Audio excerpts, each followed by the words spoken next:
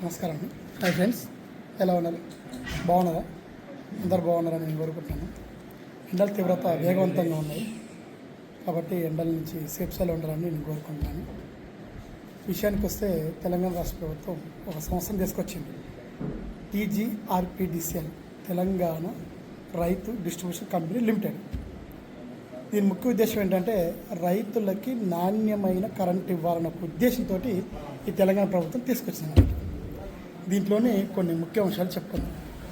అసలు ఏంటన్నది అంటే ట్రాన్స్ఫర్ మరమ్మతులు వేగవంతం చేయడం, ఇక లైన్లు ఏమన్నా వచ్చే గాల్దుమాలకి ఏమైనా లైన్లు ఇట్లా మెరుగుపడడం కానీ సంథింగ్ ఇంకేమైనా వైర్లు ఫీజులు పోవటం కానీ ఇలాంటివి ఏమైనా ఉంటే ముందుగా వెళ్ళి పవర్ని సప్లై రైతుకి అందించాలనే ఉద్దేశంతో ఈరోజు తెలంగాణ ప్రభుత్వం ఈ సంస్థని డిస్కమ్ సంస్థ అనే దాన్ని తీసుకొచ్చింది. అయితే దీనికి సంబంధించి ERC అంటే ఎలక్ట్రిసిటీ రెగ్యులేషన్ కమిటీ కూడా ప్రభుత్వానికి కొన్ని పాయింట్స్ అన్నది చెప్పిందన్నమాట. అలాగే టీజాక్ కమిటీ కూడా కొన్ని పాయింట్స్ ప్రభుత్వానికి చెప్పడం జరిగింది. అవి ఏంటనగా TG ట్రాన్స్కో నుండి, TG NPDCL నుండి, TG SPDCL నుండి కూడా కొంతమంది ఉద్యోగస్తుల్ని ఇందులోకి తీసుకోవడం జరిగింది. ఎలా జరిగింది? అది జెన్కో నుంచి కూడా తీసుకోవడం జరిగింది. ఎలా జరిగింది? ఇందులోకి వస్తే ఆర్టిజన్లకి గ్రేడ్ చేంజ్ చేస్తామని, లైన్మెన్లకి ఏఈగార్లకి, ఏడీగార్లకి, ఇంజనీర్కి ఎవరికైనా సరే ప్రమోషన్ ఇస్తూ 2 ఇంక్రిమెంట్లు యాడ్ చేస్తామని చెప్పేసి అని ప్రభుత్వం చెప్పడం జరిగింది. చెప్పడం జరగడంతో అందరూ అప్లై చేసుకున్నారు. అంతా ఓకే, అలా అయింది.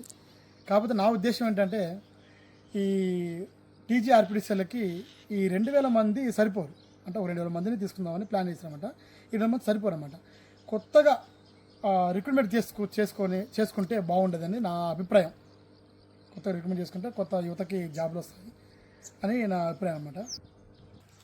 అయితే ఇందాక మీకు చెప్పిన విధంగా ప్రమోషన్ ఇస్తూ రిక్రూట్మెంట్ చేసుకుంటామని చెప్పేసి అనడం జరిగింది. అయితే దీంట్లో ఏ విధంగా ప్రమోషన్లు ఇస్తారు, రిక్రూట్మెంట్ అన్నది ఏ విధంగా ప్రమోషన్లు దీంట్లో ఇస్తారు. ఆల్రెడీ కోర్టులో సీనియర్ కమ్ మెరిట్ అదేనండి senior come merit list and ROR పెండింగ్లో ఉండగా ఇది ఎలా ఇస్తారు, ప్రమోషన్ అనేది ఎలా ఇస్తారు అని జాకు వాళ్ళు వేస్తున్న ప్రశ్న ప్రభుత్వానికి.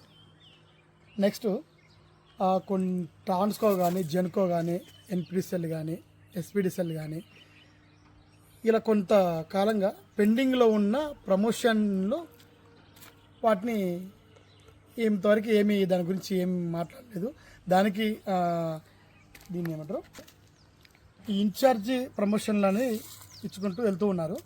ఇందులో ట్రాన్స్కో కానీ, జెన్కో కానీ, SPDCL కానీ, JLM to ALM కానీ, AE to AD కానీ, AD to D కానీ ఇలా ఇన్ఛార్జ్ ఇచ్చుకుంటే కాలం గడుపుతున్నారు అన్నమాట. ఇది ఇలా ఉండగా TGRPDCLకి ఎలా ప్రమోషన్లు ఇస్తారు అని జాక్ యొక్క ప్రశ్న అన్నమాట. ఓకే, నెక్స్ట్ వచ్చేసి మనకి TGRPDCL అన్నది నిజంగా అవసరమా?